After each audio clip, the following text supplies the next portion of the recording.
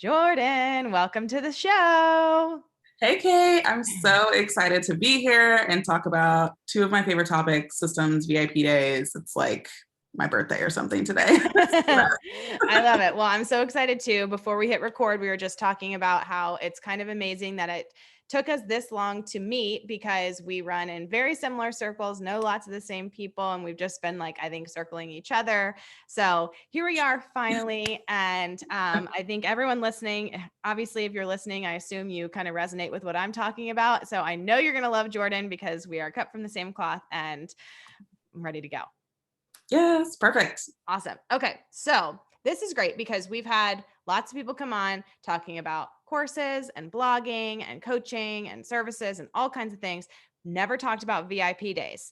So tell us, what the heck is a VIP day? Yes, I'm glad to be the first one to dip all of y'all's toes in the VIP day pool. So, VIP day, how I define it is a four-figure offering. I start out with the money up front, at minimum four-figure, mind you, offering that lasts 3 to 8 hours within a 24-hour period that helps your clients, move through a 3 to 5 phase transformation. And the reason I use a lot of numbers is because it's very easy for you to like check off and know, like, okay, if it fits into these 3 areas, then it's a VIP day. And something that it is not is like a 1 hour strategy session, power hour, ask me anything, pick my brain. That's not what a VIP day is. And that is a type of offer, but it's just not that. This VIP days are like really a yellow brick road that you're taking those intentional steps, strategic steps toward the end goal of the transformation. And so, I would say that, for most people who are familiar with services, they usually do retainers or projects. Just imagine doing that monthly retainer or that project just in a single day. So like the most like injectable hours that are possible, being able to create the actual day experience is really, it's really strategic because you have to make sure that your time is well spent versus you have some wiggle room. Like everybody creates a little bit of wiggle room in their monthly retainers and projects. It's basically like take the wiggle room out, take the scope creep out, take the boundary pushing out, delays out. Nobody's taking vacations during the day. Like we're here, this is the day, and we're going to get the most out of it. Okay, so cool. And I now have so many other questions. So, okay, so to clarify, if you're providing a VIP day, is it like a done for you service that's happening in a day, or is it like a day of coaching? And I think maybe that's what you're saying of like, it's not coaching, ask me anything, but maybe I misunderstood. So can you clarify? Yeah, totally. So there's 4 types of tangible results that you can have for your VIP day. So the one that people most hear about is the service VIP days now, where it is, I'm building your website in a day, I'm writing your sales page copy in a day, I'm building out your Dipsado in a day, those sorts of VIP days. And that is absolutely one of the tangible results that you can create. There's also a strategy VIP day, and that is a little bit different than like a 1 hour strategy session because you're going a little more in depth than you would in just a single hour. So if you like launch strategy, Instagram ad strategy, et cetera, then you can create a strategy VIP day if you like to plan and map and such. Then you have suggestions VIP day, which is typically like an audit. So think if you are like an SEO strategist and you want to audit somebody's website on how they can do better with SEO. And so you find the gaps, you find the efficiencies, you're analyzing, you're researching, creating the suggestions for each one of those gaps. And then the last one is a solutions VIP day, and that one is a coaching VIP day. So for example, I have like a relationships coach who's in my program, and she helped married couples with their communication. And so a solution really is like very, very tailored to who she's talking to and their particular situation. While she has a framework she's still working from, the solution at the end may look different depending on obviously who it is that she's working with. Gotcha. Okay. So COVID aside, do you recommend VIP days be in person or virtual? It is a preference, honestly. I've had the majority of my clients be virtual because I live in Dallas, Texas, and I think I've had one or two VIP days that were actually in person here in Dallas. I did have a client where I did fly to San Diego and whatnot for a day, but because it is just a day, I wouldn't recommend if you're, not for local people, if you're kind of doing the US or wherever you live, like surrounding areas, then you're going to have to put some additional things into your pricing where it covers that, right? Mm-hmm. So I do my VIP weekends in person, but that's because I'm there for 2.5 days. And so that's a little bit different because it's a longer engagement, but you can totally do it either way. It's usually just like a preference of yours, and do not underprice yourself if you are traveling. That would definitely be something that I would say. Yeah. Yeah. Okay, great. So you mentioned VIP weekends, and one of my next questions was going to be, does it have to be just one day, or have you seen like it's called a VIP day? I'm doing air quotes, but it actually is like a 3-day period or something. Yeah. So the thing about it is a little bit dependent on what it is that you're doing. So the difference between my day and my weekend is that my day is all about building someone's CRM, usually ActiveCampaign, Dubsado, stuff like that. But my weekend absorbs that in the first day, as far as we still do that setup. But then on the back end of it, we're looking at team management. And so what's interesting is we build out, the client relationship side. And then what happens is obviously who does what kind of comes out. And so either it becomes a second VIP day after somebody does their CRM one with me, or we just attach them together and do it all in one swoop. And what's nice about that is that, again, I can kind of qualify who I work with that is, as far as they must have a team. I don't work with solopreneurs.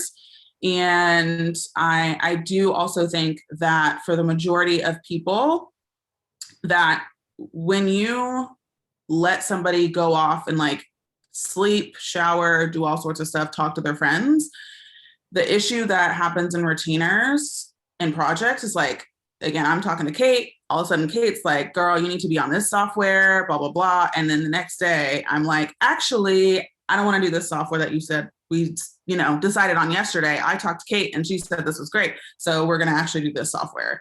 And you want to avoid that as much as possible. So like keeping them in your container. So what I like about VIP weekends is, which is again a 2.5 day experience. I like those ones being more in person because you're able to kind of contain that like ideagasms and talking to other people stuff. So you can absolutely create like a multi-day, VIP weekend or intensive or something. But just being intentional about it's really tough to do virtually from a containing the ideas and research and things that they're going to bring to the table the next day. So I've seen people try to do like a little bit each week and like each day of like a week or something. And usually those tend to get off track because you're doing a little bit each day and it's not a full immersive experience. So that's where I kind of like toe the line on that one. Okay. And so along the lines of then having this full immersive experience. So when you do a VIP day, are you with the client the whole time? Or I know that like I asked this question because I remember a few years ago, one of my friends was a copywriter. She started doing VIP days. I asked her like, hey, I think I'd like to do one with you. How does it work? And she was like, you'll come to me and we'll have an hour call in the morning. And then I go and like do the work and come back to you. So I don't know if that's like a different model than what you're talking about, or if it's like, no, you're with the client the whole time. So there are ways that you can do it. What she was doing is what I call a bookend, where, you kind of have a call in the morning, you do your work and then either a call or tutorial video send off of some sort at the end. And that's absolutely doable. Like if you're one of those people, like, again, that builds websites or like writes copy, like you don't really want your client to just be like watching you. Yeah. The whole time. Like it's kind of awkward and yeah. So, covering. Yeah. Yeah, we don't need that. So you can do bookends if that's like how you prefer to work or the nature of your work, is kind of that type. There are days where you can do it all day together. And what's interesting and different a lot of times with my VIP days around systems is my people want to see what I'm building. Like they want to be a part of the process. They are not like going to be able to regurgitate everything that I'm telling them or that they're seeing. But a lot of times I'm putting them into a new software. And so they want to familiarize themselves. They want to see how I'm using it. And we can talk through things. And so it basically becomes like a day full of tutorials for them or their team to then use moving forward, which is nice. And that's a blended VIP day, or there's a backstage where you are not at all talking to the client at all the day of. And that's cool too. Like if you don't feel like you need a call at the top of your day for copywriting or website or whatever, like you don't have to do that. I've hired multiple website people that are backstage and like, we don't get on a call beforehand at all. Like their pre-work is very well laid out. I make sure I get it to them. They go off, they do their stuff, and they let me know if I have to like give feedback or revisions. Then like usually I'm in either a Voxer or Slack scenario where they ping me and say like, hey, I'm done with the first page, go review it in the next 20 minutes. So I'm kind of on call per se. And so I usually will choose a day that, I'm not on calls a ton. So I can kind of just like log in and out and see what the work is and give them feedback. Gotcha. Okay. So before we get too much further into the specifics of VIP days and how people could start implementing this, how did you start? What's your story and how you came to, I don't know, did you feel like you invented VIP days? You learned it from somebody else? Like how did you decide this could be a good idea? Because I'm sure a lot of people are thinking like, well, I couldn't do this in a day, or I couldn't be available 24/7, or not 24/7, but for the full 24 hours. So tell us your story. Yeah, totally. I definitely did not invent VIP days. VIP days are a version of what typical consultants do. So I'm not really from corporate, but from my understanding and from working in like nonprofits, we had a lot of consultants that would come in for a day, teach us the process, and then leave. So I didn't pay much attention to that at the time, but then I, kind of when I got into my own business about 6 months in, I realized monthly retainers were not for Jordan at all. I had a month where 3 out of my 4 clients were launching. They were expecting 6 figures in their launch. They all were 7-figure business owners. And your girl was like, no. So I was searching for what else. Like I loved client work. Like I love working with people and connecting with people and doing the systems, but just doing it over a long period of time was like super draining to me. And so one of my top strengths for strength finders is focus, which a lot of people are jealous of. And it is a blessing and again, a curse at some points because you get a little too dialed in sometimes. But I worked with a sales coach who did VIP days and I was like, I really liked this and I want to do it, but I didn't see anybody else doing like systems or like building and setting stuff up in a day. So while people were like now, years later, I can see that there were people, but I wasn't aware of them at the time. So I just was like, all right, like I'm going to give it a go. And I had my first client who was a woman who actually she helped train bodybuilders for competition season. Okay. And it was like so much fun and it was awesome. And I tend to work with seasonal business owners, like wedding planners, tax professionals, bodybuilder, competition coaches, hail damage folks. Like, I actually just spoke to a guy who teaches like grape harvesting for wine. So obviously there's like a harvesting season for wine. And so he helps like I have really interesting clients. Yeah. But I just really honed in on the client relationship management side of things. And it's been so fun and so rewarding. And a lot of people were just like, I don't understand. Like, I see you traveling all the time. I see you going to events. Like, do you even work? Like, what's happening? It's like, yeah, I just work 4 days a month with clients. Like, and the rest of the months, I'm either talking to people or going to events or whatever the case is. And that's like was my life for like 2.5 years. I played around with like courses and stuff, but 90% of my revenue for a couple of years was from VIP days. And I just was like, this is really great. And I don't understand why more people aren't doing this. And I guess it's because I'm not teaching it, I suppose. So let me go ahead and teach these people, the golden egg. And so, yeah, I've been teaching it for a little over a year, like through my program, but I did a few like little masterminds and stuff like that beforehand to kind of test it. And yeah, it's just been VIP days ever since. Yeah, I love it. I mean, it's very similar in what I think one of the things that resonates with you about you to me, there we go, is we're similar in that like we now teach what we did ourselves. And I think there's a lot of coaches out there who haven't done themselves what they're teaching. Totally. And I just, for me, I would feel so out of integrity to, if I haven't already done something, to be telling somebody else like how to do it. So I love that you have all this experience of doing your own VIP days. And now you have a program that teaches people if they want to do VIP days. And like you said, so you're working like 4 days a month, because you mentioned in the very beginning, VIP days are generally a 4-figure investment at a minimum. So is there like an average that you see, or is it totally vary just across different niches and, industries? We take this data from our program. So I have that lens. I would say average that people feel comfortable with is about 3 to 4K for a day. But that doesn't mean we definitely have people like I had a gal who specialized in UX design, user experience, and like coding for like tech mobile apps. Mm-hmm. And hers was higher because of, again, her industry that she was in, the specialty nature of what she does. And so she started out, I believe, at 8K and got up to 12. So it really can range for sure.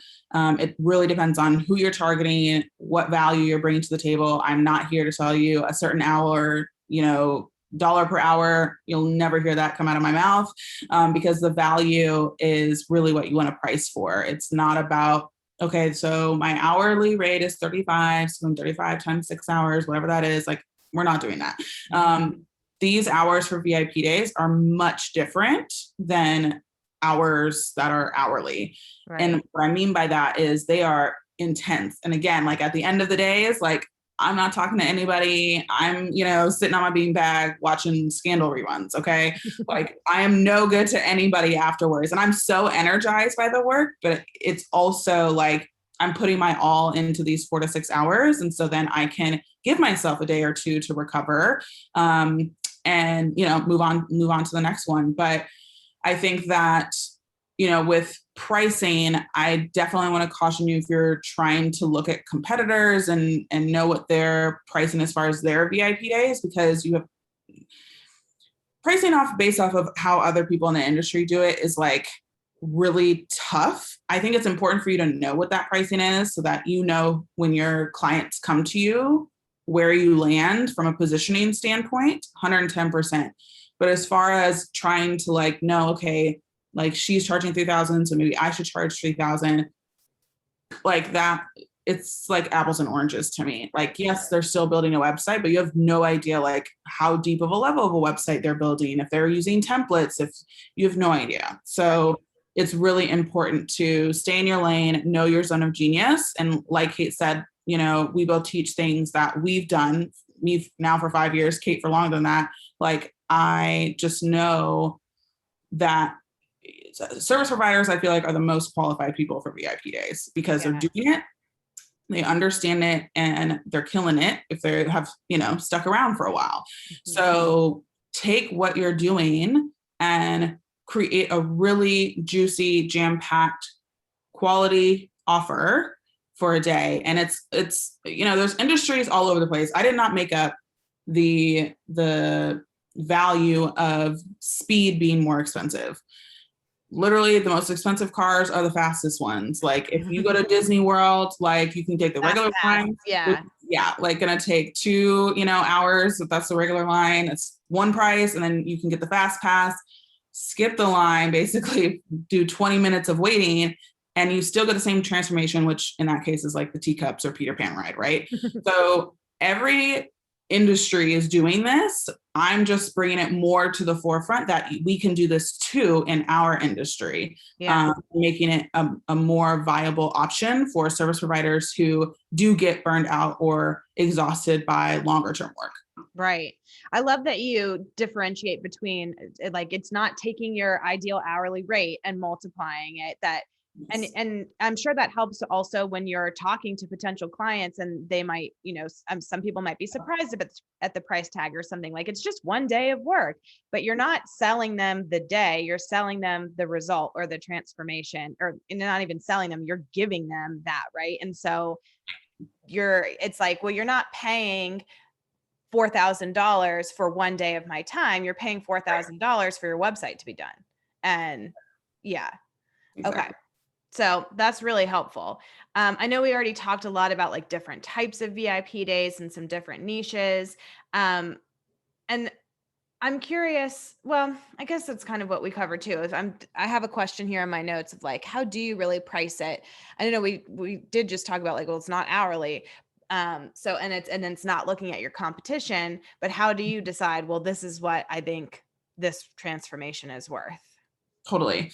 So again, when I work with service providers, they're usually looking at their monthly retainer or project rate. And when I first started out, and what I love to challenge people to do is take what you're doing for your project and just do the same price and see if you can get it. And that's what I did. And I was able to get it within about a month and a half. And you know, that was pretty much my gauge then. I was like, okay, if I can get it once, then I can get it again. So that's always my first like test, is because you're technically, again, doing the same thing, but again, in a single day. So you should be able to offer it at the same price and people take a bite. And then you just move up from there. Like, it's just, that's the lowest that you're ever going to have it priced at. And then let's, you know, make some increments and tiers to grow from there. It's not a perfect science. And again, obviously, as you know, it depends on industry and all of that, but that's always my like first go-to for people, is just take your project rate and try it for your VIP day. Yeah. Okay, cool. So I know you have a 4-part framework too, that you kind of teach like the essential ingredients to a VIP day. Can you walk us through that? Yeah, totally. So the first part of my framework is clarifying, because people think that they're really clear and they're not. So, and listen, guys, I am here to say that I am not an idea person. So when I first spit out an idea, it is total trash and people are like, what's happening?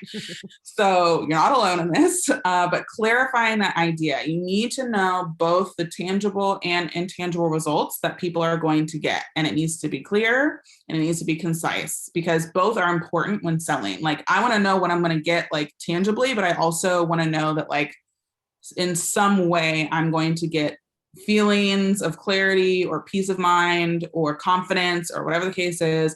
I want to know that both are injected into this offer. So that's clarifying. And then from there, we do construct. And that's where we actually do the building of your framework.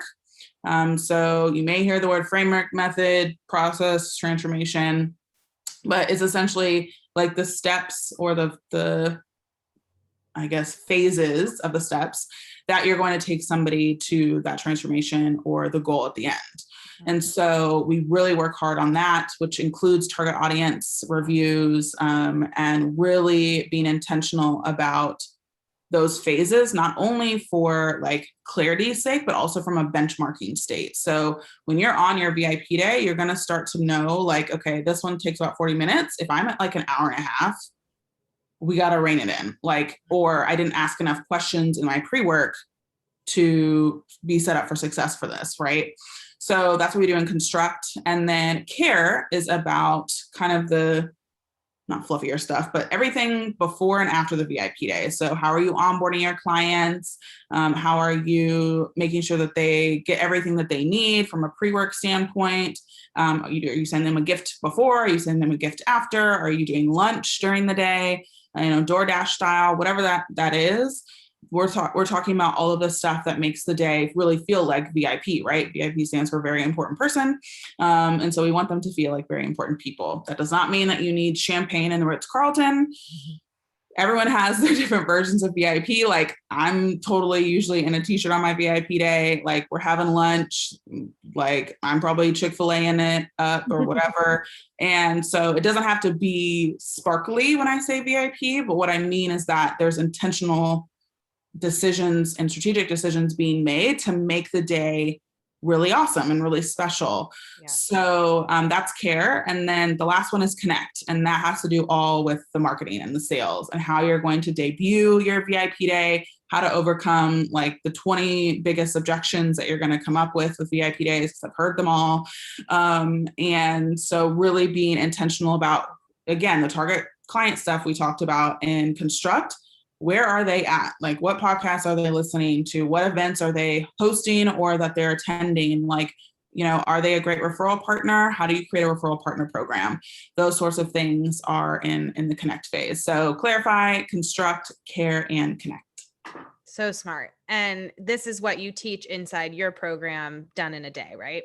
Oh, yes. All nitty-gritty details go into each of those phases for sure. Yeah. Okay. So anything else you want to share about how done in a day works? And like, if people are interested, like, okay, I'm kind of sold on this VIP day idea. Like what's next? Yeah, totally. So definitely, we've really thought about, we just did a really big curriculum revamp. And what's cool is we not only thought about the actual content, but we thought about how people can take this content and use it. So we have, a private podcast feed where you're able to listen while you're doing dishes or, taking the kids to school and being able to process this information while you're doing other things. So you don't have to always be sitting down at your computer, staring at, my face or the slides or whatever, and moving through the content that way. We also have a welcome box that we created, and it has training materials in there, like these giant Post-its that are like, if I could sleep with them at night and they not get crinkled, like I would. It allows you to build your framework, like literally on your wall or your window or whatnot. And so that's very interactive. That's very kinesthetic. I'm a kinesthetic person. I like, digital is great. And I like big giant white Post-its everywhere. So I can really process and see everything myself. Mm-hmm. So we have thought about how people best learn and taking that into account in how we have offered the actual curriculum. We have captions on all our videos for those who are deaf or hard of hearing. So we wanted to create the best dang program we could for VIP days. And again, when it comes to the intentionality, it's one, there aren't really other group programs about VIP days. But secondly, there certainly aren't ones that have thought this level of depth and clarity to ensure that creating and selling a VIP day is as simple and streamlined as possible. Yeah, I love it. Well, and part of the way that Jordan and I met is through a program that we're both in with Mariah Cause, which is a group coaching program. I'm curious, what for you resonated to make you make Done in a Day a group coaching program rather than just like a self-study course or one-on-one or a VIP day? Totally. Oh yeah, I definitely get the ironic part about helping people sell a day, but it's a 6-month program to do so. I definitely get, do you have a VIP day about VIP days? The answer is no. And meta. Yeah, I know, right? And so the reason that I positioned it this way was because again, like I said, I had done a few different mastermind versions, which I did not have any content, but I was just kind of talking out and answering questions, and people were able to get a result in about 3 months. But when the mindset garbage hit, when again, you're fighting this one objection that you just aren't sure how to overcome, I wasn't there because they were out of the 3-month container. And so I was like, it has to be 6 months. And I knew that I wanted kind of the trifecta of what's in a group coaching program, where there is the content, there's the coaching and there's a community, because it's cool to see, like, I've tried a lot, but I haven't tried everything to market my VIP days. And so we'll have people come in and be like, oh, I created a quiz that then brings me VIP day clients, or I use LinkedIn to get my VIP day clients. And if it was just you and me talking, I wouldn't be able to bring that value to you, because that's not something that I've done, and I'm not going to teach something that I haven't done myself. Right. So that's really the benefit of group coaching programs, I find, is like, yes, I'm hearing from somebody who has been doing it for 5+ years, but I'm also learning from other people who may be doing similar or different actual VIP days, as well as different or similar marketing tactics for that. Yeah. Okay, cool. So what are a couple of the biggest mistakes you see people making with VIP days? Oh goodness. How much time do we have? So one mistake that I see that is semi-small, but not at the same time, is like the naming of the VIP day. Clarity over cuteness, y'all. Like, if you're trying to be like, rainbows and sprinkles VIP day, I know that's super dramatic, but I see very similar things. I don't know what that means. Like, that doesn't showcase the result, that doesn't showcase if it's right for me. Like, what are we really doing here? And so honestly, I still call mine just a VIP day. It has no, sparkles or rainbows about it. And it's very straightforward. And because they're on a system saving site, or like they know that my business name and system saved me, then they're like, clearly it's about systems, right? So a little bit of that context can help. So try not to get too cute with your VIP days. The other thing that I see is people doing this kind of like a la carte situation with their VIP days, where it's like, you get me for 6 hours and I can either set up your Dopsado, or I can set up your cookup, or I can do this other system, and like, you can choose 2 out of 3 for your day. And so it kind of is like, I call it a la carte because I don't know how else to express it, but it's, you know what I'm saying? So and that does not work very well in a lot of industries, because especially in systems, like, people don't even really know what they need when it comes to systems. So you really have to lead and have command there, but it also puts work on your clients. And VIP day people just want to know what you're an expert in. And if you're an expert in Airtable, great. Like, I need Airtable, so let me have you. Or great, like, you're an expert in, group coaching program, like sales pages, great. Like, I'm going to go to you because I need a group coaching program sales funnel. So instead of, it's tricky for people who are good at a lot of things and they enjoy a lot of things, because I'm going to tell you to pare it down for a hot second, and you can have multiple VIP days. Like I said, I have my client management that's up front, but I have team management in the back if I need it or if they need it. And so you can do that, but there needs to be some sort of like clarity in your VIP days. And you can have multiple VIP days, but like, don't do the a la carte thing where it's like, choose 2 out of this list of 8. Like, we're not doing that. Like, you can either have VIP day option 1 or VIP day option 2. Exactly. But you can't mix and match. Yeah. Okay. Exactly. That's really good to know. So I have a feeling that a lot of people listening are going to have some imposter syndrome things come up, and they're going to say, who am I to charge $4,000 for one day of my time? Yeah. How do you handle this kind of objection with people who are struggling? Yeah. Oh yeah. It's, I'm not going to lie. I was right there with you for a while. Because again, my sales coach, who I was working with at the time, she's like, well, how much do you want to, sell your VIP days for? And again, I was kind of like, oh, like, I make $3,000 a month now per client. So like, let's do $3,000. And she was like, great. I was like, oh, like, I was expecting you to have some pushback. I was not expecting you to accept that number. And I was like, okay. And so, there's a few, I'll share a tactical way to kind of get through that, but also like honoring that if you have been able to deliver this to clients for a year, multiple clients within a year or two, then this isn't something that I say like right out the gate, you start offering VIP days. I think there's value in learning through monthly retainers and projects that, again, is kind of hard to teach and know unless you've done it. So that's why I kind of put this like year or a couple of clients buffer there. And, if you've been able to deliver on that, across a couple months or 6 weeks or however long it is, like offering it in a day is so dang valuable. Like think about any problem that you have and imagine somebody else being able to totally like fix the problem in a single day. Like talk about amazing, right? It's I had a client, DeSola, explain it like, it was like a coffee machine that like wasn't working and it was driving her nuts. And like she couldn't figure it out. The buttons weren't working, this whole thing. So she called this guy to come and literally, on the outlets where there's like that button that you have to push in order for like the thing the outlet to work. Yeah.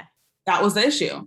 And what's interesting is he literally came in and it took him 0.2 seconds to recognize that that button was not pushed and pushed it and said, great, like that's going to be a couple $100, right? And, it's that like meme that's going around about like, you're not paying for how long it takes this dude to fix your coffee machine. You just want him to fix the coffee machine. Right. And like, if he can do it in 0.2 seconds, fantastic, even better, right? Mm-hmm. We're paying for the knowledge that this person has and understanding what, the solution should be and what the problem is. We're not paying for the amount of time. Like and that's really an employee mindset. That's really thinking, I have to put this amount of time in to get paid this amount. And that's how we've been trained. And we got to really unwire that because that's really where it can get dangerous. And so a tactical thing too that I did was saying that I was worth $3,000 for 4 hours was a lot at first. And so I went around my house sounding, totally wackadoodle, saying $3,000 for 4 hours, $3,000 for 4 hours, $3,000 for 4 hours. And just again and again and again. And again, I didn't stumble on any of those words. Now my VIP days are more, but I didn't stumble on those words because I've said it so many times and it's clear, right? It's when you stutter or feel like it's like $3,000 and you like cower in the corner that people are like, it doesn't feel like. Do you believe in yourself? If you don't, how am I supposed to believe in you? Exactly. So a lot of it is the tone and confidence that you exude when you state your price, but it's also, again, thinking of breaking the thought process of more time equals more money. Right. And that is a total employee mindset thing. Yeah. Such a good way to think of it. And just, I always think about it from your own perspective. If you were the customer and you wanted this thing done, would you care if it took the person 1 hour or 100 hours if the result was the same? Exactly. And you wouldn't, because why? And especially if you would care, you'd be like, better if they could get it to me in an hour, because then I have it. And a lot of things, like I'm having my website redone right now, and it's like, yeah, it's an 8-week project, and I'm like, well, I wanted it yesterday, so this is really hard. And now if I'm like, oh, I should have found a VIP. Well, I'm not saying I should have found somebody else because I really like who I found, but I see the benefit of like, you could get it tomorrow, and how great would that be? Exactly. Like I think of what are they? Sleep coaches for babies and stuff. Yeah. Like what Please kind of get my child sleeping now? Yeah. I don't have 8 weeks to not sleep anymore. Yeah. Yeah. Like I want like lovely rest to today, like tonight, if possible. So like that pain, like people have that same pain about their websites, about their systems, about their, sales page copy being written, about, figuring out a nutrition plan, all of those things. And so, I think we also have a bit of knowledge bias of like, well, it's so easy for me to do. Like, I don't understand like how it could be valued at that point. Mm-hmm. Like if it's not in that person's zone of genius, then they're going to value it very highly because they maybe have, if A to Z is the spectrum of like expert, like they may be at a B or a C. And if you're at an F, an M, a Q, like whatever, that's a huge gap. And so they're going to value the fact that you've gone the extra steps and miles and expertise and experience to be able to bridge that gap for them and bring them the result ASAP. Yeah, for sure. Okay. So switching gears a little bit, your business, your company is called System Save Me. So talk to us. I love this name so much. And obviously your VIP days that you offer are, as you said, about systems. What does systems kind of mean to you? That's like a very broad question, but I'm curious to know more specifically about what kind of systems you work with. And yeah. So funny enough, I've changed my business name 3 times. This is here to stay. Your girl's not changing it again at this point. This is the best name out of all of them for sure. We were laughing in a Voxer thread last week about, everybody was kind of going through like, oh, here's the iterations of my business and what names have been. And there were some good ones in there that were like, wow, how did that ever make it to the table? I know. How was that like the best idea you could come up with at the time? For sure. So, the name System Save Me came from a friend, actually. I hired a friend to help with my content and actually naming my podcast. And so my podcast has always been named System Saved Me, but I felt like I couldn't have the word systems in my name because it was too broad. People hate systems. And people hate systems. Who are these people? Right. Like, again, you think through these things and you're like, why would I think that? Like, that's not nonsense. And so, what systems mean to me is like they're a source of support. And I think that a lot of people think of systems as suffocation and that your creativity will be drained and things like that. And when you actually experience systems at their like best, it is such a freeing experience because I'm able to be more present in my life. I'm able to be more present with my clients and those things because I'm not having to worry about these tedious other items that are floating around. And so for me, client experience systems are my favorite because they are like mutually beneficial to yourself and the client. Like I get so much joy when my students in the program get their welcome boxes. Like I spent 3 months on those welcome boxes and I put so much intentionality and sweat equity into them. And they came out exactly how I wanted them to, like to a T. And it was like, I get joy when I see them opening their boxes and like gifts are like my lowest love language. Like if you're a love language person, but like client experience is just one of those things that is so overlooked in business for some odd reason. Some people have it right. Like for me, I would say client experience case studies that in companies that I really love are like, well, Starbucks for one. I go into Starbucks, they know my name, they know my order, they know my dog Vivian, and like, we're basically family for crying out loud. If I don't come in for a few days, they're like, did you go on a vacation? Like, are you sick? Like, what happened?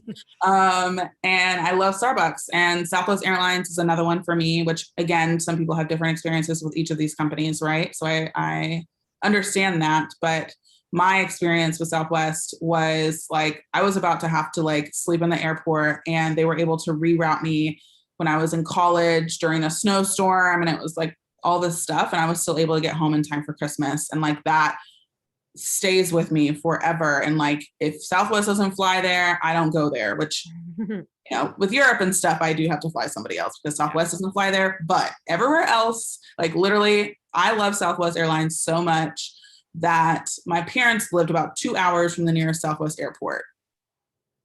Your girl was flying Southwest, and then my parents were coming to drive 2 hours to get me. Like, that's how hardcore I am. Wow. Love family. Yeah. Y'all need to come get me because I'm on Southwest. So that's the kind of stuff that really fuels a business, because if you treat your clients and your, customers really well, then they will stay with you for life. Like they will make their parents, drive 2 hours and 2 hours back to pick them up because they want to fly that airline. They want to drink that caramel macchiato. They want to, be able to take anything and everything back to Nordstrom's. Like it matters. And I think that especially being a small business owner, it can be tricky to feel like, okay, cool. Like Starbucks and Southwest and Nordstrom have all the money in the world. They have thousands of employees.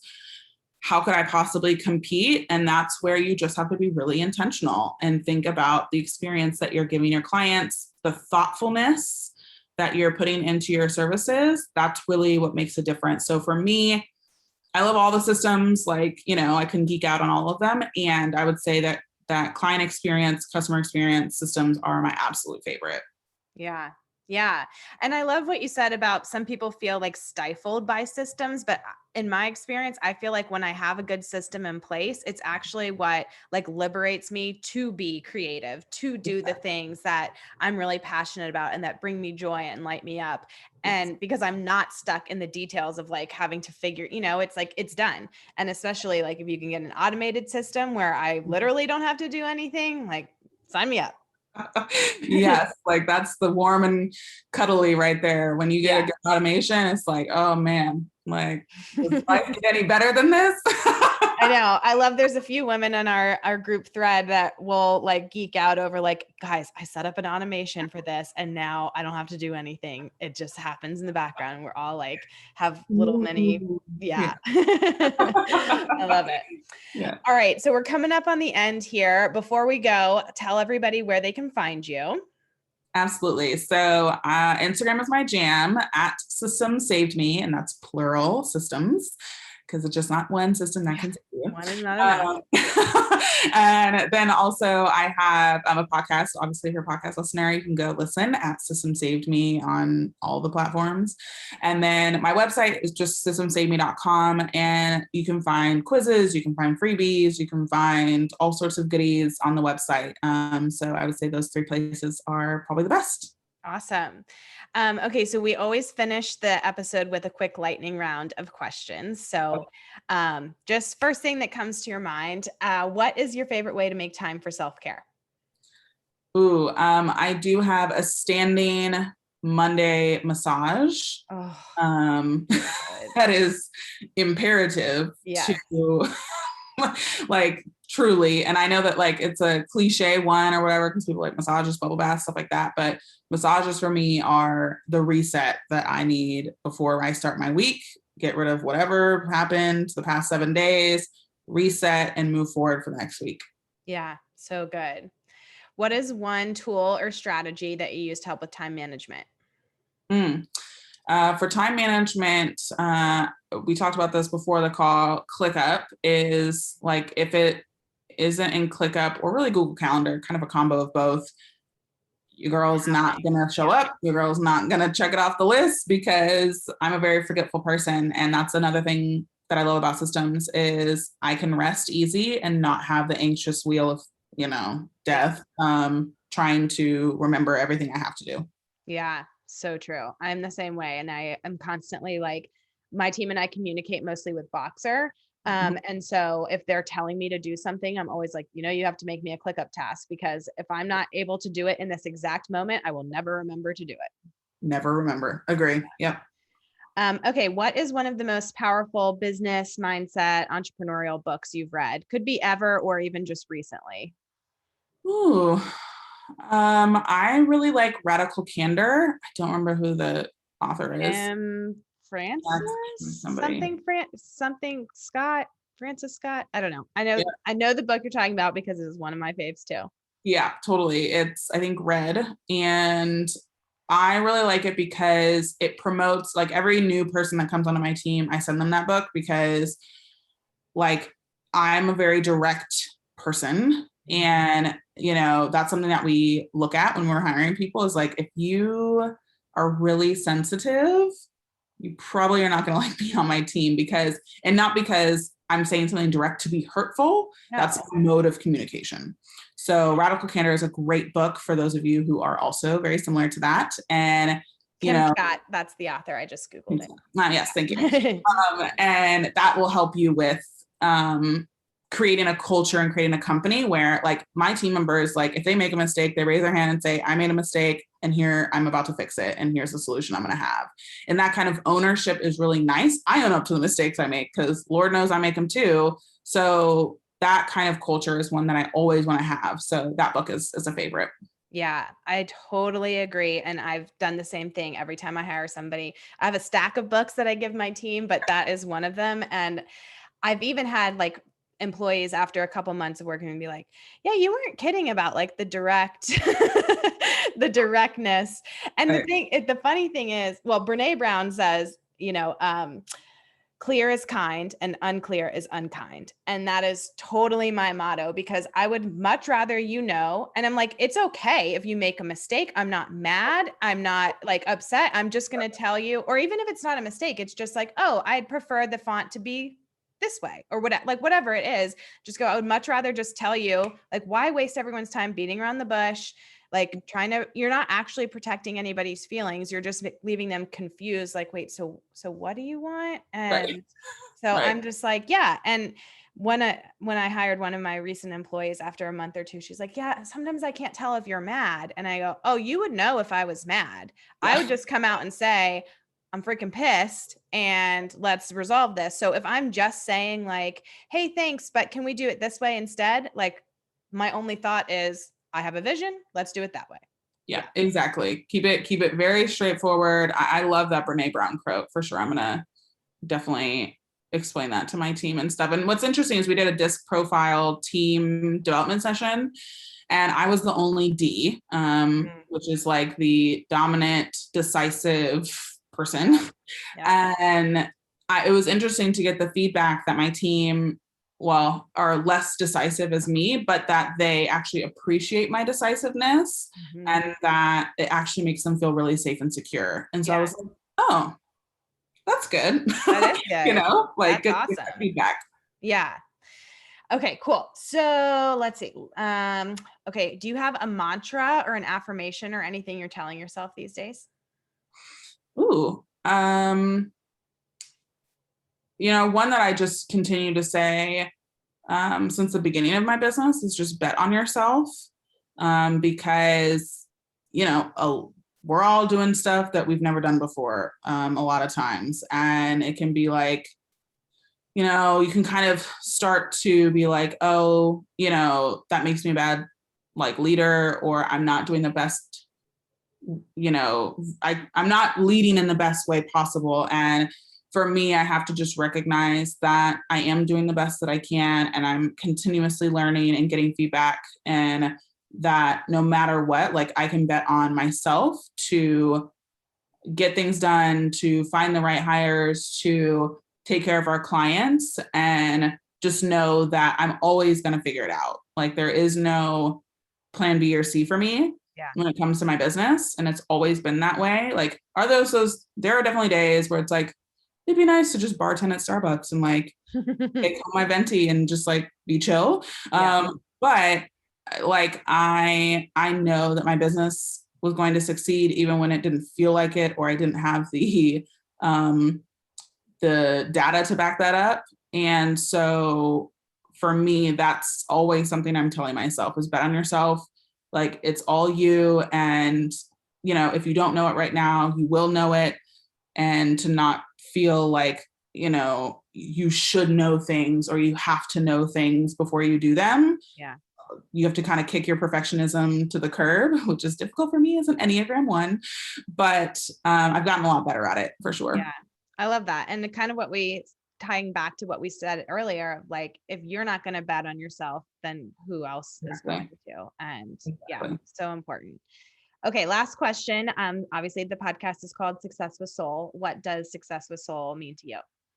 Yes. I truly believe that if you are not getting joy out of your business, then you need to take a look, because your business should not be the only thing that fulfills you in life, but it should absolutely benefit that side of things. Because for me, I really think about like how much soul and energy and excitement that I put into my business. And success builds when you continuously do that over and over and over again. So I love the name of your podcast. And I think that really what it means to me is that if you're taking steps in your business that don't feel light to your soul and excite your soul, then you're not doing it wrong, but you're doing yourself a disservice, honestly. So that's kind of what it says to me is always do a soul check, always do a gut check. And if it doesn't feel good, then stop doing it. Yeah. So good. Thanks for being here, Jordan. Yes, thank you so much for having me, Kate. This was awesome.